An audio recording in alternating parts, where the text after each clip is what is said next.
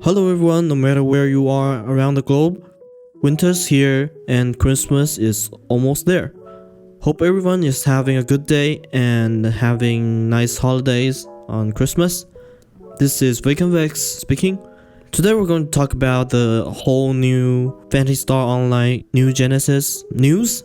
Today is December 20th and yesterday they have shown us a lot of things in a live stream where they called Prologue 1. So today we're going to talk about from start to the finish what they have told us and what's new, what's old, everything, informations. Yeah. So starting from the start, they first told us that New Genesis is about the story after the original Phantasy Star Online 2 that everyone's playing now. After Phantasy Star Online 2's story end thousands years later. And also, they have changed the whole game into a open field, which means open world, but they call it open field. And the thing that makes Phantasy Star Online 2 so unique, which is the character cosmetics, the freedom, it's still in there. And they have shown us in some later clips. Also, New Genesis is still free to play, like PSO2. And your character can go between PSO2 and New Genesis, which is, I'm not sure why at this point you want to do this, but that's a thing, and maybe we'll get new information soon about that. And next, they have shown us the whole new opening of New Genesis. It's quite nice, and like all the PSO2's episodes intro, it was pretty nice, music's nice, the visuals nice, just, you know what I'm saying, it's just pretty good. You can see yourself on the PSO2 YouTube channel, it's up there, it's more high quality than what you see now because it's live stream. So moving on, they have shown us more than just saying that it's thousands years after what happened in PSO2. And I'll translate it while the animation is playing so you guys can understand what's on the screen. Okay, so first, Arcs, the name of the peoples that are fighting with the unknown creature, dolls, on planet Arufa. They have been fighting for a long time, many years, but we don't know why dolls are attacking the peoples that are on planet Arufa. And we also don't know where they are coming from. People that lives on the planet Arufa, not just only the people that have the ability, have the strength to become arcs, there are also some other people that becomes arcs. For example, Hoshiwatari, which means interstellar in English. This is what they are called by the people on planet Arufa, and they're from outer space. But the thing is, Hoshiwatari, these interstellars, don't have their memories before they land on the planet. And it seems like it's the same situation with dolls. They don't know why they're here and how do they come. But most of the interstellars, they have the ability like arcs. So most of them choose to live with the arcs and become one of the arcs and join the fight between arcs and dolls. And now you're playing as one of the interstellars that are coming to the biggest city in the planet, which is just called Central City. And that's it. That's part 1 about the whole world, the backstory.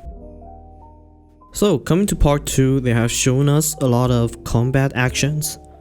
We're not going through every single thing because it takes a long time, but anyway, you can kind of see that it seems like every class can be invulnerable while doing step, just like Phantom and Hero.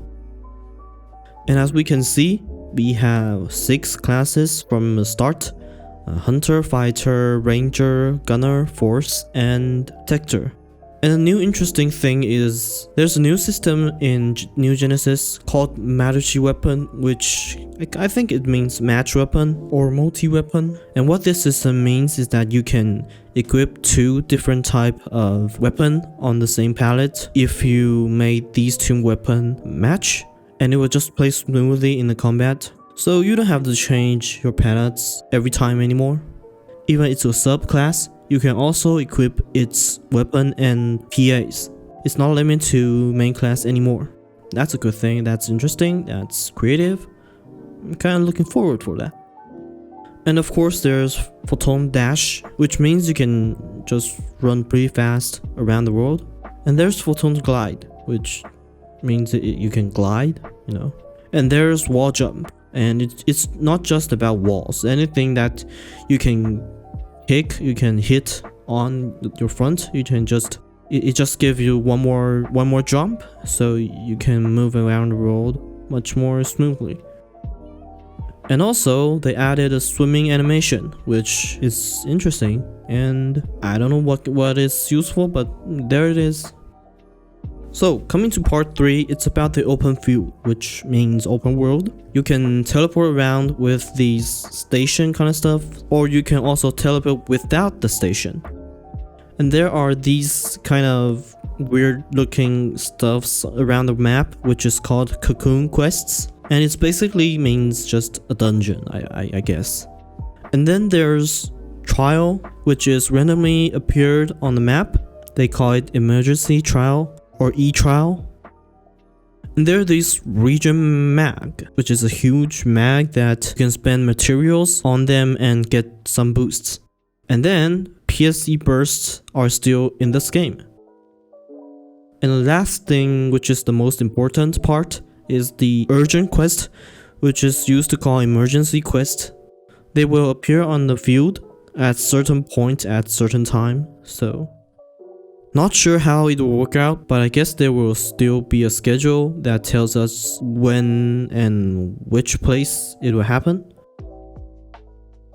So on part 4, we're taking a look at the central city. In the city there are day and nights, and there are also weather changing all the time, which is something I kind of appreciated. It makes the game more living, more interesting, and just other places roaming around. It looks like most of these are just going to be things that are there, just like the current game. It's not anything useful, but whatever. And then here we can see how the in-game UI looks like, and it looks kind of clean. It looks kind of good, but it's all very square, and I'm not sure how I'll feel about this after playing it for a while, but we'll see. And of course we still have food stand and iron upgrades and stuffs. And the most exciting thing for me is the system to add abilities on your weapons on your units. It becomes different in New Genesis. As they said in the live streams, it seems like these can all be earned in combat. So maybe harder quests can give you better ones, I guess. So if we're going to farm things, I think we're not just going to farm for units and weapons. These abilities might be one of the big things to do. But it also made that adding these abilities in AC scratches might be kind of unfair, maybe feels like a bit of pay to win, so I'm not sure how they're going to handle this. And here we can see this is the match weapon system. You can assign 2 weapons together, so they will show this on the weapon that you first chosen, and the second will just disappear. But you can use both PAs on your weapon palette. And that's part 4. So moving on to part 5, communication. I like how they shown this. It's kind of the same thing now, but it's so much cleaner, and I kind of like this. It's like chatting people with WeChat or Line, you know. And also the art system, the thing that everyone makes weird stuffs or memes, you know. It's there, it's still there. And also now lobby actions includes finger movement, which is kind of a big thing, because you know, people like to take photos in the game, and not moving fingers kind of sucks sometimes, you know. And also they have added this system which is called stamp, which is basically just like WeChat and Line. You know, people like to use stamps all the time, even on Messenger, whatever. And now this is the new log screen into PSO2. You can now choose to log into PSO2 or to PSO2 New Genesis, which they also kind of show the new engine for classic PSO2, but I don't see too many difference. And then you can just go to New Genesis by teleporting through the elevator. And you can also teleport back to PSO2 in New Genesis with those beacons type of stuffs. And that's part 5, communications. So the next part, they have shown us the character creation in New Genesis. It's kind of the same as PSO2, it's still complicated, it's still pretty nice. And also we can use some classic PSO2 options or like hairstyles, like faces in New Genesis. Some of the parts it looks even more detailed than PSO2. Also, the one thing that is the most interesting part is that the accessories, usually we have only 4 slots, so you can only choose 4. But now it's changed to a cost system where you start from 18 costs and every item you choose have their own cost, so you kind of have to manage that yourself. And I've seen other people talking about this. They think that maybe there will be in-game purchase to increase your max cost, and I think that makes a lot of sense, and that will definitely be one of the things that people are going for. And the most interesting part of all this is that there's no longer gender or race in the game. There are just body types. Basically, there are body type 1, which is male human, body type 2, female human, and caste type 1, which is the male mech, and the caste type 2, which is the female mech. But what this means is that it's kind of a cyberpunk situation. You know, you're not, because you are this body type, so you are a male or you are a female. And about the race, although I said the body type 1 and 2 is human and another 2 is caste, you can still put horns on your character or something to make it Newman's or Dualman, you know. So basically, you can't really say it's a race. All it do is just make your character look different. I'm not sure how to describe it right, but the concept of male, female, or what race you are is now all gone. So that's basically all the important information from yesterday's stream. Now last, I want to remind everyone about this, which is the beta test for New Genesis. They plan to put 50,000 people in the beta test, and you can sign up for the beta test from December 15th to next year's January 4th. And the beta test will happen in the end of January to the start of February. They plan to have it happen only 30 days, so it's not a long time, but you can get hands on it, so why not? Of course, it's not like you sign up and you get it. They still kind of choose people, you know. I have signed up for it. I hope I can get it so I can stream for you guys.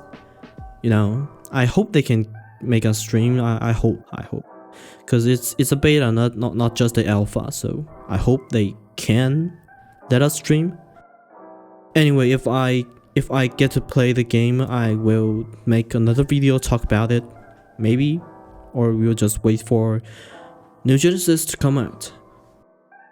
Anyway, I'm super hyped and looking forward for more information, and I will still make these videos if there's a Prologue 2, Prologue 3, so subscribe for more, and I'll see you in the next one. Christmas coming, hope everybody stays safe and warm. This is VacantVex, over and out.